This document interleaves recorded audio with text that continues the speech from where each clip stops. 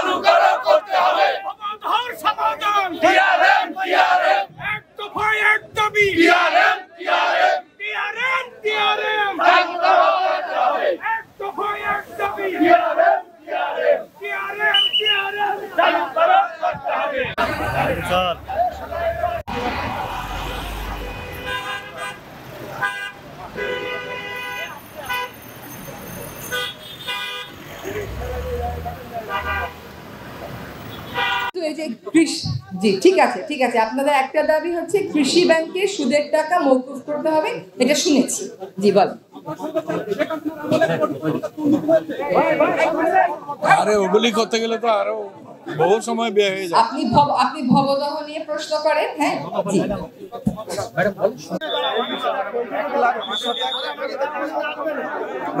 ভাই একটু সরে যান, সরে যান, একটু সরে যান।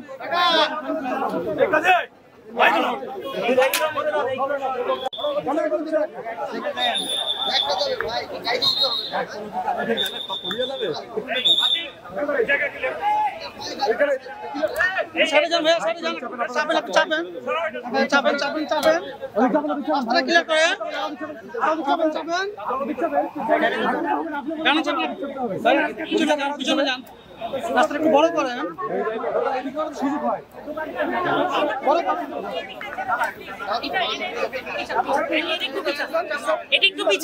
দর্শক, এনটিভি অনলাইনের পক্ষ থেকে স্বাগত জানাচ্ছি, তাওহিদ হাসান ওসামা।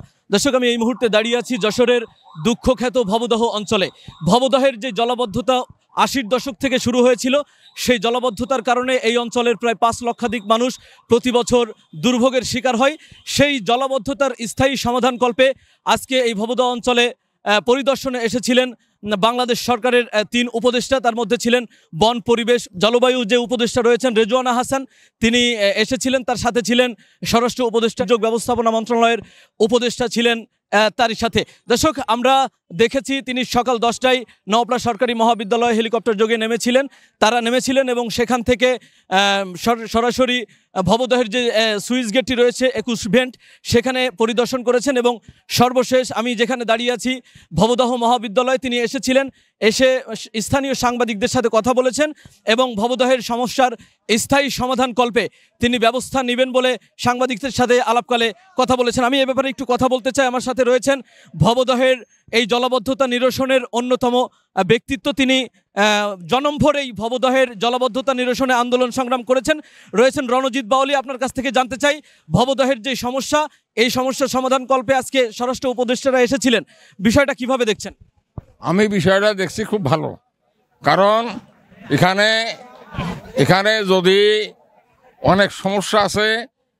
আমাদের এখানে ভবদার 30টা গেট আছে, এই পানি উন্নয়ন বোর্ড এই গেটগুলো খোলে না। আমার দাবি যে এই গেটগুলো খুলতে পাম্পের খেলা বন্ধ করতে হবে, এই ফার্ম খেলা বন্ধ করতে হবে। কারণ ফার্ম চললেই তাতে দেশের অর্থ নষ্ট হবে। তার দরকার কি, ন্যাচারালিভাবে পানি এখানে করতে হবে এবং নদী বাঁচাতে হবে। আমার দেশটা সোনার বাংলা, নদী বাঁচলে কৃষক বাঁচবে, কৃষক বাঁচলে দেশ বাঁচবে। এই পানি উন্নয়ন বোর্ড আমার দেশের যে ফসলি সম্পত্তি আছে তার 3 ভাগের 1 ভাগ জমিতে ফসল হয়, আর 2 ভাগ জমির ফসল এবং নদীগুলো সব ধ্বংস করে ফেলেছে।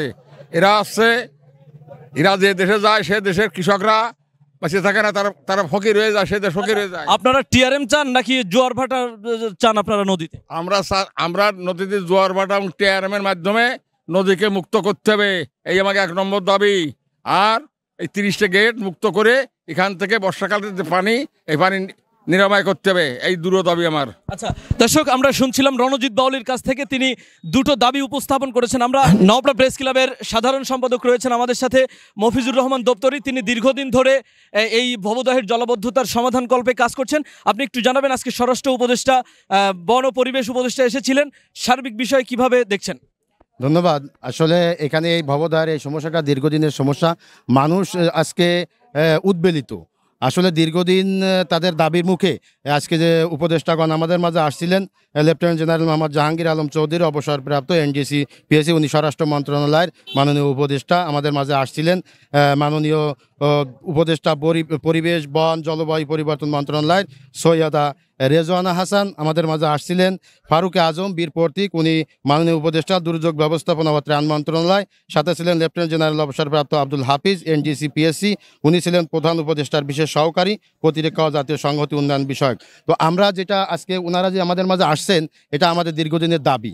এই দাবির মুখে বর্তমান যে সরকারের উপদেষ্টা আমাদের মাঝে আসলেন, আমরা ওনাদের পরিদর্শন করে গেলেন। আমরা এতে আশা রাখি যে হয়তো বা দ্রুত এই বিষয়টা স্থায়ী সমস্যা সমাধান হবে। এজন্য আমরা ব্যক্তিগতভাবে এবং ভবদহ পাড়ের যে সমস্ত মানুষ আছে সকলের পক্ষ থেকে আমরা ওনাদেরকে ধন্যবাদ জানাচ্ছি এবং আমরা দাবি জানাচ্ছি অতি দ্রুত স্থায়ী সমাধান, ভবদহের স্থায়ী যেন সমাধান হয়। ধন্যবাদ। দর্শক, ভবদহের যে সমস্যা এটি 80-র দশক থেকে শুরু হলেও এখনো পর্যন্ত গত বছরও এই অঞ্চলের লাখ লাখ মানুষ জলাবদ্ধতার শিকার হয়েছিলেন এবং সেই দুর্ভোগ কিন্তু এখনো কেটে যায়নি। আমি এই ব্যাপারে আরো একটু কথা বলতে চাই আপনার সাথে। আপনি একটু জানাবেন, এই যে ভবদহের সমস্যা, এই সমস্যার সমাধান কল্পে টিআরএম বেশি উপযোগী নাকি নদীর জোয়ার ভাটা বেশি উপযোগী, সেই বিষয়টা আপনি একটু আমাদেরকে জানাবেন। আমাদের এই ভবদহের জলবদ্ধতা নিরসনের জন্যে নদীতে যেমন নাব্যতা প্রয়োজন, তেমনিভাবে টিআরএমও প্রয়োজন। কারণ যে পানিগুলি বিভিন্নভাবে আমাদের এই এলাকার জলবদ্ধতা সৃষ্টি করে, এই নদীর পানি, এগুলি হচ্ছে পলিযুক্ত পানি। এই পলিযুক্ত পানি যখনই আসবে তখন এই খননকৃত নদী আবারও ভরাট হয়ে যাবে। সেই কারণে এই পলিযুক্ত পানি সরিয়ে আমাদের যদি মাঠগুলি, আমাদের বিলগুলিকে টিআরএমের অন্তর্ভুক্ত করে টিআরএম করা হয়, তাহলে অবশ্যই এই পলিযুক্ত পানি মাঠে ঢুকবে এবং নদী আরও বেশি দীর্ঘস্থায়ী হবে। আজকে রেজওয়ানা হাসান তিনি বলেছেন যে সেনাবাহিনীর মাধ্যমে বেশ কয়েকটা নদী খনন করবে, এই বিষয়টা আপনারা কিভাবে দেখছেন? এটা আমরা অত্যন্ত খুশি যে সেনাবাহিনীর তত্ত্বাবধানে এই খনন কাজটা হলে কাজের যে স্বচ্ছতা সেটা অনেকাংশ বেশি বৃদ্ধি পাবে। কারণ বিগত দিনে সেনাবাহিনী ছাড়া যে কর্মকাণ্ড হয়েছে, এই পানি নিষ্কাশনের জন্য যে বরাদ্দগুলি আসছে ভবদহ এলাকার, সেই টাকাগুলি ব্যাপক লুটপাট, হরিলুট চলিছে। এইটেক থেকে পরিত্রাণের জন্য এই সেনাবাহিনীর তত্ত্বাবধানের কাজটিকে আমরা অবশ্যই একটি আনন্দদায়ক এবং আশান্বিত হচ্ছি বলে আমরা মনে করি। জি, ধন্যবাদ। দর্শক, আমরা এতক্ষণ ধরে ভবদহ পাড়ের যে সমস্ত মানুষ আছেন যারা জলাবদ্ধতার শিকার হয়ে দুঃখ দুর্দশার মধ্য দিয়ে দীর্ঘদিন অতিবাহিত করেছেন, তাদের মুখ থেকেই শুনছিলাম মূলত এই এলাকার, এই জনপদের মানুষের দুঃখ দুর্দশার কথা। দর্শক, এর আগেও রেজওয়ানা হাসান এসেছিলেন এই ভবদহ অঞ্চলে। তিনি আশ্বাস দিয়েছিলেন যে আগামী বছর থেকে এই ভবদহের জলাবদ্ধতা থেকে মুক্তি মিলবে। তারই প্রেক্ষিতে আজকে এসেছিলেন পরিদর্শনে। দর্শক, এই ছিল যশোরের অভয়নগর থেকে আমার কাছে ভবদহের জলাবদ্ধতা নিয়ে সর্বশেষ সংবাদ।